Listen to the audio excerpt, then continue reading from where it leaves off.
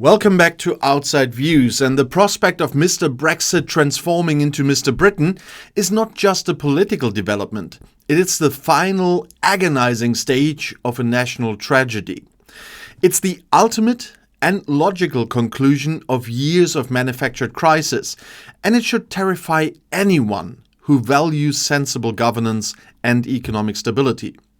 For those of us watching from the outside, the rise of Nigel Farage to the cusp of potentially becoming the next Prime Minister is both predictable and utterly demoralizing. He's profiting quite cynically from the very years of crisis that he himself did so much to engineer. And the truly damning indictment is that the current Labour government, for all its rhetoric about economic resets, has failed to find a compelling, convincing answer to this crisis, leaving a void that populism is still rushing to fill. Farage, now leading Reform UK, understands political theatre better than anyone else in the country.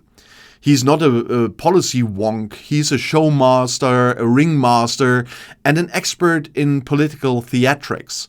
Just look at the reports from his recent party conference. He walks on stage like a rock star, a dark silhouette against glaring lights with dramatic music and pyrotechnics, and the crowd roars. He is selling an emotion, not a manifesto. He is selling anger and nostalgia wrapped in the false promise of decisive leadership. And he's incredibly effective at it. His battle cry is simple, aggressive, and utterly devoid of complexity. We are on the way to the next parliamentary election, and most worryingly, no one is more determined than I am. Well, the determination he speaks of is not to solve the problems of the country, but to complete the destruction of the existing political order and claim the spoils. What has fueled this alarming ascent is the political instability of the current moment. The sudden, high-profile resignation of Deputy Prime Minister Angela Rayner created exactly the kind of chaos that Farage feeds on. He can point to a government in disarray, a government that appears to be imploding under the weight of its own internal tensions. And it allows him to step forward and paint the entire Labour administration as nothing more than a heap of useless idiots who are utterly not capable of governing this country. And this is his masterpiece. Exploiting the chaos to present himself as the only strongman capable of imposing order. He claims the entire political system is facing a civil war, with the left wing of the ruling party supposedly close to a split. And whether these internal schisms are real or exaggerated matters, little. Because the perception of institutional collapse is what validates this entire worldview. He's telling the nation it is at the end, and only he, the man who engineered the most damaging economic policy in a generation, can bring it onto the right path.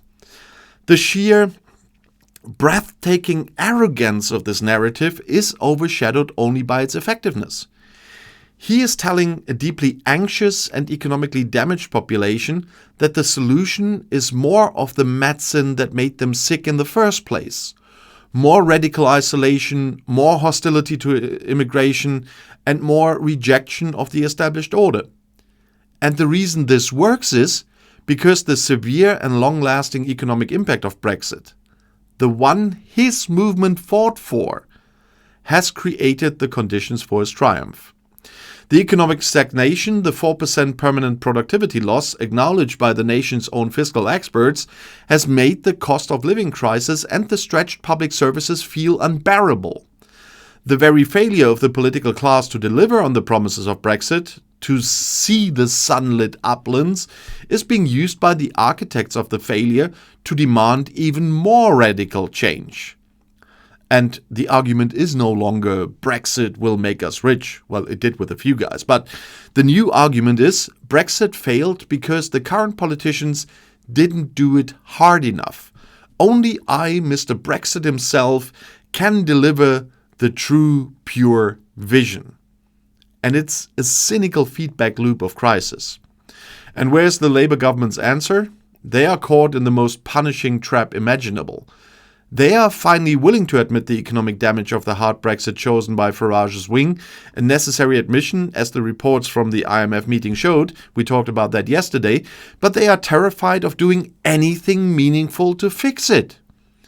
And they know that any serious attempt at a reset with the European Union, any talk of moving closer to the single market or accepting regulatory alignment, would immediately be weaponized by Farage. He would simply cry, "Betrayal!" rallying the hardline core that still believes in the pure ideological form of the separation. So they are paralyzed, unable to offer the country the economic salvation of a closer, frictionless trading relationship, yet unable to solve the deep-seated problems of labor shortages, low investment, and crippling regulatory friction without it. Farage is the clear beneficiary of this political paralysis. He is a master of pointing out the symptoms of the nation's illness, the chaos, the immigration strains, the declining public services, while deftly sidestepping the fact that his actions directly caused or exacerbated the conditions that led to them. And he's now positioning himself as the Mr. Britain who will make Britain great again, even though his previous great political achievement demonstrably made it smaller, poorer, and less influential. And this is the moment that all populist movements strive for, when the line between political showmanship and real-world consequence entirely dissolves. He turns policy failures into proof of the establishment's incompetence and the subsequent instability into evidence that he is the only answer. And it's my strong personal belief that a Farage premiership would not just be a continuation of the chaos, but an acceleration into genuine political and economic extremism. His proposed solutions, a wholesale slashing of regulations, an even harder line on migration, and an aggressive posture toward international bodies, that would only intensify the very problems the country is struggling with. The permanent Brexit damage that his opposition ministers are wringing their hands over would become the foundational policy of the new administration. The inevitable result would be an even further deterioration of trade relations, a flight of international capital that needs stable trade links, and a descent into the politics of perpetual confrontation. Imagine the political capital that would be wasted on ideological battles instead of tackling the real issues. Oh, wait a second. And the small gains in sovereignty that were touted in 2016 have proven to be monumentally expensive. Now, the country faces the choice of doubling down on that cost or trying to find a pragmatic way back towards sanity. Farage's rise is not an endorsement of his policies. It's a scream of national frustration directed at a political system that has completely failed to deliver competence regardless of which party is in charge. He benefits because his opponents seem incapable of telling the full, honest truth that a hard Brexit was a terrible mistake, and Brexit overall was a terrible mistake, and that the only path to stability is a slow, difficult, and politically humiliating pivot back towards closer alignment. And as long as the opposing parties remain terrified of the word rejoin, which would not be completely accurate, but you know what I mean, or even single market, Farage will remain untouchable, the only one offering a clear, if delusional, narrative of where the country should go. His political machine thrives on a sense of national victimhood and the idea that the country is being held back by a hidden elite. And the fact that he himself has been a central wealthy figure in British politics and political life for decades, the ultimate political insider, is lost on the cheering crowds. They see the silhouette, the smoke, the defiance, and they project their own desperate hopes onto him. And the sight of the current political class panicking and resigning that only reinforces his message that this whole system is broken and only an outsider can fix it. Even when that outsider is the man who deliberately broke the system in the first place.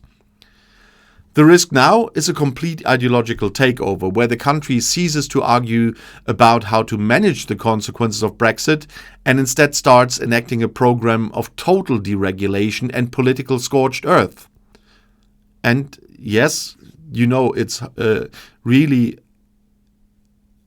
a bad thing if a German touches those words. And the result would not be a stronger Britain, but a state driven by an angry, unworkable ideology, further isolating itself from its closest neighbors and its most important markets. And this entire development is a desperate cry for a sensible, unifying, and economically honest political alternative. But as long as that alternative remains trapped by the fear of being labeled a remoaner or a betrayer, the stage remains set for Mr. Brexit to complete his disastrous transformation into Mr. Britain. And that, I believe, would be the final, irreversible mistake in a chain of errors that has already cost the nation so dearly.